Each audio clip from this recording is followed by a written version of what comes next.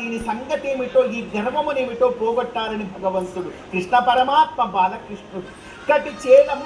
బిగించి పింఛముంజక్కుంగొప్పు బంధించి చాలా చక్కగా తనెప్పుడూ కూడా అలంకరించేటువంటి ఆ పింఛాన్ని కొప్పులో కాస్త గట్టిగా దోపాడు, దూకుతున్నప్పుడు అది ఎక్కడ ఊడి పడిపోతుందో అని. పింఛముంజక్కుంగొప్పు బంధించి దోస్థట సంస్థాలనమాచరించి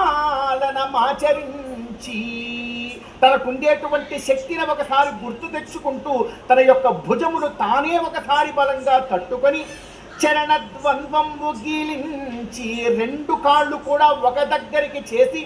సత్కుట శాఖాగ్రము మీద నుండి యురికెన్ గోపాల సింహంబు.